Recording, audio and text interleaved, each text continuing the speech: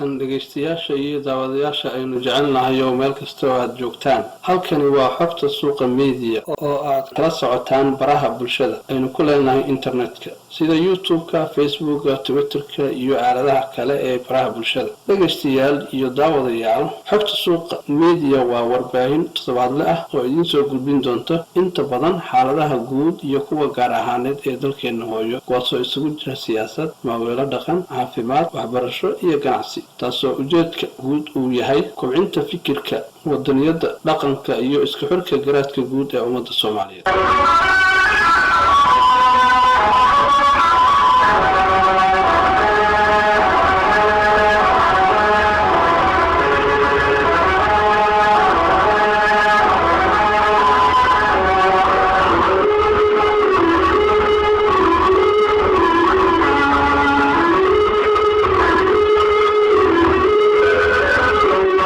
tani markii ay meesha ka baxday dowladii dhexe ee Soomaaliya waxaa burburay inta badan kaabayaashii dhaqaalaha ee dowladda. Waxaa inta badan istaagay wax soo saarkii gudaha ee ay bulshadu ku tiirsanayd sida beeraha, kalluumaysiga, dhaqashada xoolaha nool. Kadib markii ay bateen dhaca iyo abaaruhu, waxaa burburay oo la bilaqashtay warshado yaryar oo uu lahaa dalka oo isugu jiray kuwa dowladda iyo shacabka. Dhaqaalaha Soomaaliya ee ku tiirsanaa dhoofka xoolaha nool, dhoofinta muuska, kalluunka iyo wixii lamid ah ayaa gebi ahaanba istaagay. inta badan waxaa si habqan ah isla markaana aan lahayn kontrool sharciyadeed iyo mid amni dhinac kasta ah dalka uga hana qaaday ganacsi isugu jira mid shakhsiyadeed iyo shirkado ganacsi kala duwan, kuwaasoo markii dambe sameeyey horumar la taaban karo. Ganacsatadan ayaa waxaa soo gaaray burbur dhac gudaha iyo dibadda, xanibaado kala duwan, khasaarooyin suuq la-aan oo aan lahayn caymis dowladeed iyo mid shirkadeed. Sidaas ay tahay haddana waxay sameeyeen horumar ka xoog badan kii la filayay. inta badan ganacsatada Soomaaliyeed waxaa dhibaato xoog leh hore uga haystay sharciyada ay ku dhoofaan, taasoo ugu dambeyn ay xal u arkeen in ay qaataan baasaboorro ay leeyihiin dalalka caalamka.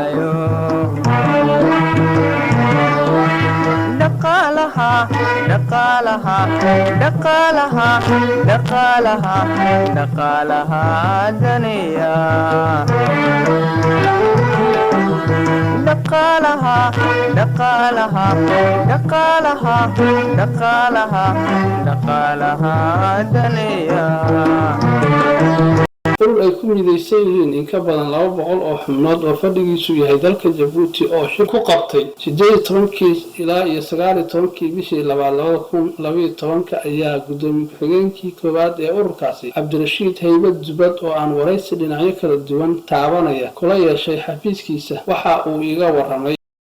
Bismillahirrahmanirrahim. Kulankan wuxuu ku saabsanaa marka ugu horeysa wuxuu ahaa dib u dhiskii ururka amaba sanadeedkiisii baa dhamaaday. labadii sanaba mar baa doorasho dhacdaa, maamulkaa la bedelaa, maamul cusub baa la doortaa. waxaa suura gashay markaa 3 qodob buu kulankani ku saabsanaa. qodobka koowaad wuxuu ahaa in muddadii xilka la haynayay ee maamulka cusubi hayn lahaa in la kordhiyo oo laga dhigo 3 sano. markii horena wuxuu ahaan jiray 2 sannadoodba mar in doorasho la qabto, laakiin imika waxaa laga dhigay 3 sannadoodba in mar la qabto. waxaa kale oo ka mid ahaa in maamul cusub la doorto. maamulka cusbaana waa la doortay. waxaa la doortay gudoomiyaha Axmed Cali Jumcaale, Sheekh Axmed Cali Jumcaale, gudoomiye ku-xigeenka waxaa laga dhigay gudoomiyaha. waxaa la doortay oo kale gudoomiye ku-xigeenka koowaad oo aniga ah Cabdirashiid Haybe, iyo gudoomiye ku-xigeenka labaad Maxamed Warsame Jaamac oo isagoo gudoomiye ku-xigeenka labaad ah. doorashadaas ayaa dhacday oo la bilaabay. waxaa kale oo ajenda ku saabsanaa sidii dardargelin iyo dib u habeyn lagu sameyn lahaa xafiiska, loona jamcin lahaa ganacsatada, weliba gaar ahaanna maalgelinta ugu badan loo gelin lahaa, looga keeni lahaa dibadaha, loona gelin lahaa waddanka gudihiisa iyo gaar ahaanna Djibouti. waa waddan xuquuq lagu leh oo waddankiina soo dhaweeyey, tacab badan baa ayna geliyeen. marka waxay nagu leeyihiin xaq badan. waxaa isna xaq badan lagu leh dalka iyagii inaanu maalgelin ku samayno oo la maalgeliyo meel kasto oo maanta dadka ganacsatada ay u arkaan inay maalgashigoodu munaasib ku yahay ayaan jecelahay in maalgelinta lagu sameeyo waxyaalaha aan rajaynayno iyo dhulka aan isleenahay maanta maalgashiga munaasib ku tahay Djibouti baa kow ka ah Somaliland baa ka mid ah Puntland baa ka mid ah meel kasta oo nabadgelyo ka jirto waxa waajib ah ninka Soomaaliyeed inuu hantidiisa ninka ku aaminay Kenya South Africa Tanzania Dubai ninka ku aaminay wuxuu waa inuu awood u yeeshaa oo aan ku soo dhaweynaa sidii uu dalkiisa iyo halka ugu dhow ee hantidiisa uu ku aamini karo inuu maalgashi gasho taa weeyaan taan soo nimi waanu la guuleysanay si fiican baan soo afgaranay dowladda Djibouti oo rag mas'uuliyiin looga yimaadeen waa soo afgaranay annaka laba dhexdeedana waa soo afgaranay ganacsatada halkan isugu timid imsay tiradoodu ahayd wadamada ay ka yimaadeen bal wax inooga tirada imanka maanta isu timi waxa isu yimi dad aan ka yareyn ilaa 30 qof oo ganacsata ah 30 qof maanta isu timiba rag ka tirsan bay ahayn boardka Somali Business Council waxayna ka kala yimaadeen Kenya Dubai Tanzania Muqdisho Boosaaso Somaliland Djibouti inta badan wadamada ay ka kala socdeen taas golaha ganacsatada iyo maalgashiga Soomaaliyeed ee caasimadda dalka Djibouti xaruntooda tahay imisa xubnood ayaa ku midaysan 283 xubnood ayaa ka tirsan xafiiska Somali Business Council 283 xubnood baa ka tirsan oo isugu jira membership caadiya iyo board member waxayna ka tirsan yihiin wadamada aan ku soo tiriyay ee dhammaantood ganacsigooda ka wada socda South Africa Tanzania Zambia Kenya Muqdisho Boosaaso Hargeysa Djibouti Dubai China inta ganacsi badan baa ka fadhiya ka yaala ragga halkan ku duuleysan marka loo eego ganacsatadaas isu timid 30 xubnood ma qolihii oo dhaxamiya ma qolihii fulinta ma bal 30 xubnood isu waxay weeyaan board of directors sharciga uu dhigaya waxa doorashada maamulka iska leh board of directors tiro majority oo badnaan filayaa inay la iyo 45 xubnood board of directors ku yihiin board of directors ki 45 xubnood ahaa 30 milyan marka majority way ahaayeen awoodna way ahaayeen ragga iyagana way yeelayeen membershipki faraha badnaa iyagu aan doorashadaba lahayn ma yimaadeen marka laga soo tago dhinacaas ganacsatada Soomaaliyeed muddadii 12 sano ahayd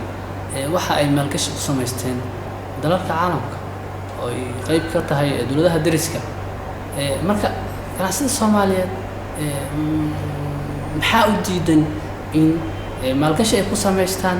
kaabayaashii dalka uu lahaa si deganaanshaha dalku ay qayb uga qaataan runtii markaasi xaqiiqa la doonayo Soomaaliya guud ahaan marka la soo qaato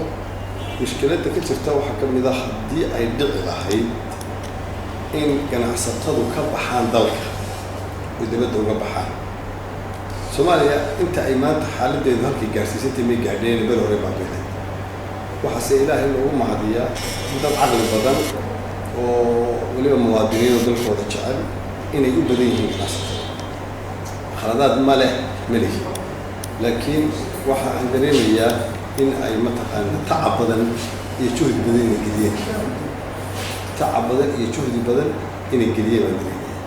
waayo ninka ganacsatada ahi waa wuxuu dareemi karaa inuu dhaqaalihiisa qaato awoodi karaa waddan nabadan nabad ma sameeyaan iyadoo la dilayo oo muqdisho lagu dilayo haddana muqdisho ka shaqaysta dhaqaale darrena aan haynin lacag wax ku filan haysta oo caalamku meel lagu shaqayn kara sidaa darteed waddankii kamay bixin inay waddanka badbaadiyaan nolosha ugu jaban adduunka ay ka mid tahay Soomaaliya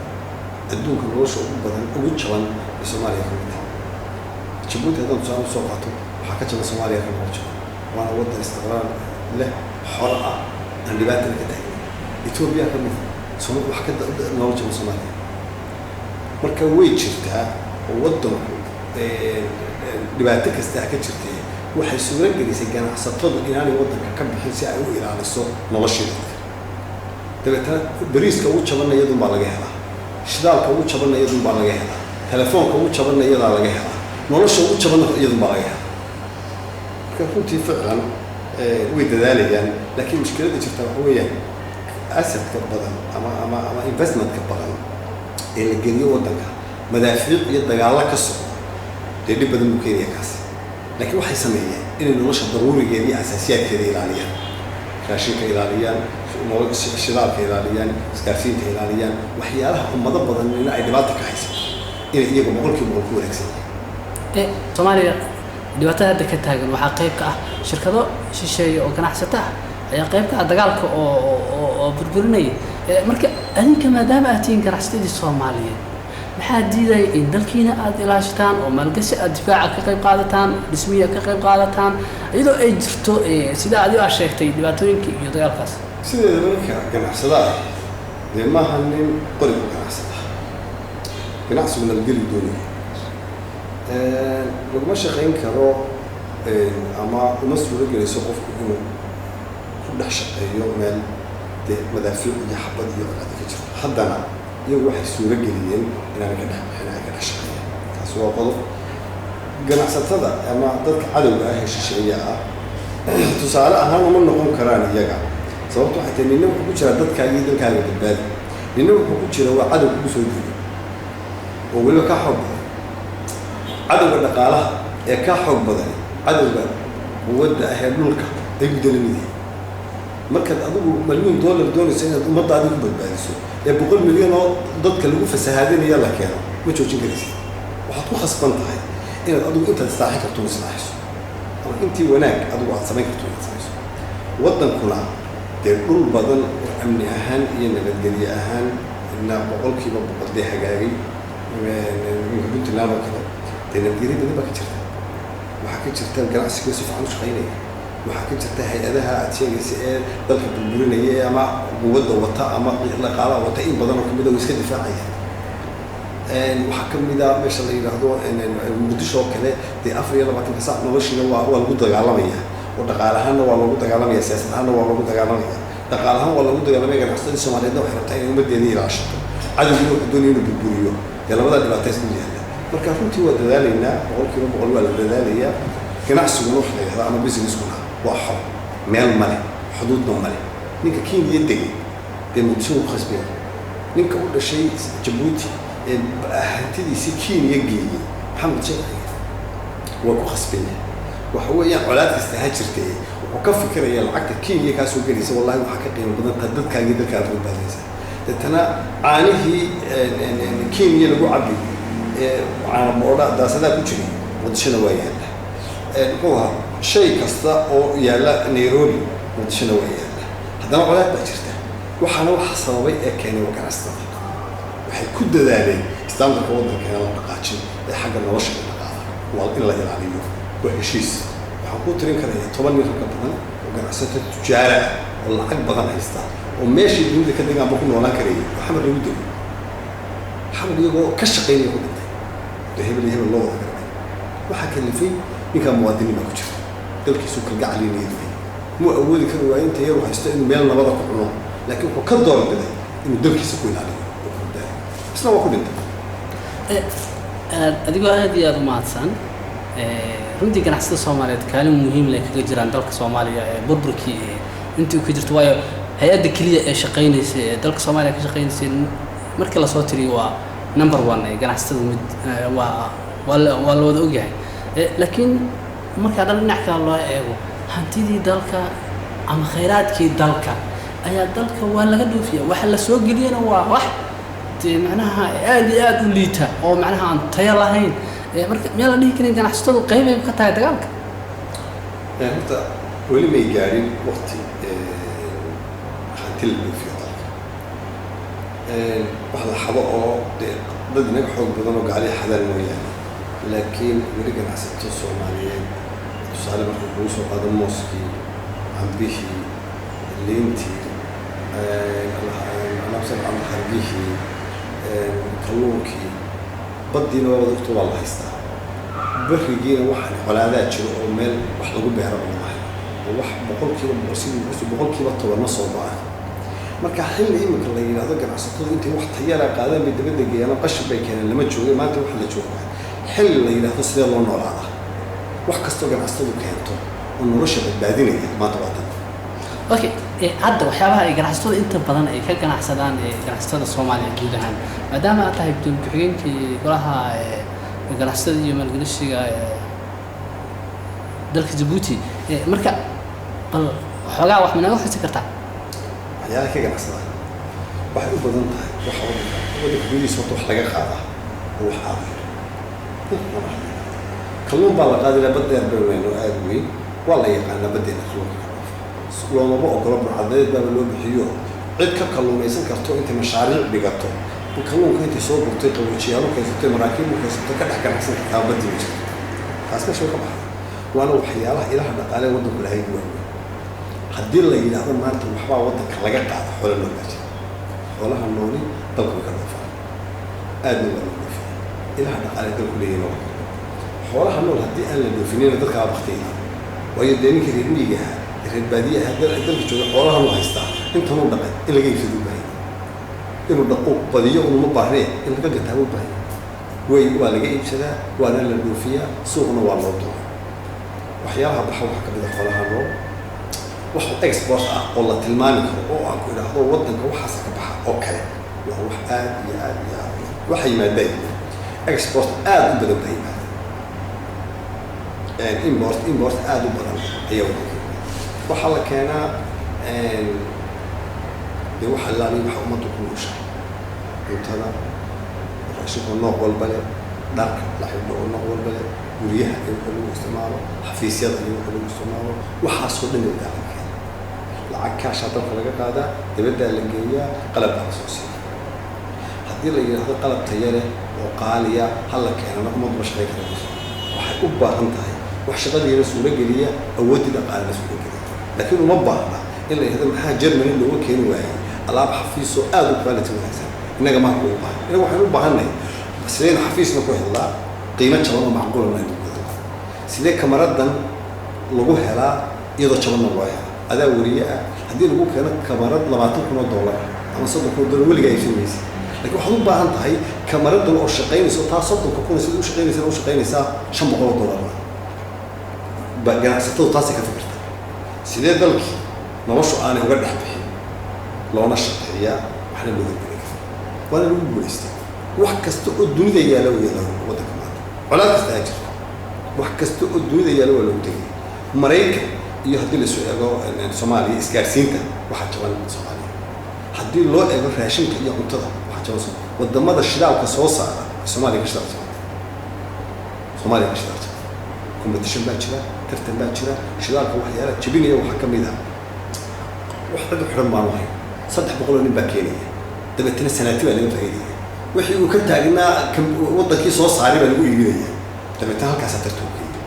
sidaa daraadeed noloshoo dhan waa jabay raashinku waa jabay wax waliba waa jabay khudradda iyo cuntada wadanka ka soo goodaa waa jaban tahay marka wadanka ganacsatada qaybta kaliya ee badbaadada dalka ah weeyaan markaan soo noqdo Djibouti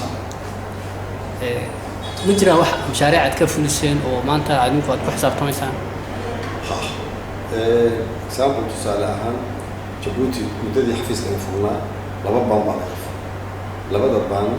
waxa la yiraahdaa Habshiil Islamic Bank International Habshiil International Islamic Bank iyo Salaama African Islamic Bank labada baan xaruntooda kuwa maalinka ka furan ee Faransiisku leeyahay Djibouti iyo kuwa Yemen laga leeyahay iyo kuwa dunida kale laga leeyahay xaruntooduna waa branch halka ka furan laakiin halkan waxa ka furan laba baan oo Djibouti sumcad u ah oo magac u ah oo xaruntooda ay tahay Djibouti labada Soomaaliyeed ganacsatada Soomaaliyeed baa taasi waa qodobka labaad ee meesha yaala waxa weeyaan waxaan rajaynayaa 10 sano soo socda cimaarado dhererkooda aan weli horena Djibouti looga sameeyay 10 sano soo socda Djibouti aan isla maraxdi ka sameeyayso ay hadda ka socdaan Djibouti waxa laga wada 10 dabaq hore Djibouti looga sameeyay hadda laga dhisay gacanta waxaa laga wadaa laga sameeyey ganacsato yaryar oo fara badan oo Soomaaliyeed hantidooda dhigtay wax badan free zone ka lagu leeyahay business fara badan diyaaradaha qayb lagu leeyahay gaadiidka badda qayb lagu leeyahay waxaasoo Soomaaliyeed badda gaadiid ku leeyihiin dalkay gaadiid ku leeyihiin ganacsiga free zone ka ay hangarada ugu waaweyn bad leeyihiin iyo dekada kuwa ku yaala waddanka gudihiisa ay wax ka samaysteen guryo badan bay iibsadeen oo waddanka ka iibsadeen dhul bay iibsadeen hal dhul oo kaliya oo 20 kilometer square oo 2 milyan iyo 900 dollar man ka iibsadeen oo in kan ismiis lagu dhaqaaqay marka wuu jiraa investment badan oo la geliyo Djibouti waana lagu soo socdaa in inta loo kor looga sii qaado ayaa la doonaya marka loo eego investmentiga la geliyo Djibouti iyo kan la geliyay aad geliseen Kenya isbarbarin marka lagu sameeyo daawadayaal iyo dhegeystayaal sida aad u dhantiin intaan markale hawada ku kulmi doono anigoo ah Maxamed Macalin Ismaaciil Coleman oo barnaamijka idin soo diyaariyay isla markaana idinla socodsiinayay waxaan idin leeyahay sidaas iyo nabadgelyo halkani waa xogta suuqa miyiga barahi dhaxjooge dhayaxayo maqalkuba lintaan kacayse digsiyadayna dhigata barahi dhaxjooge dhayaxayo maqalkuba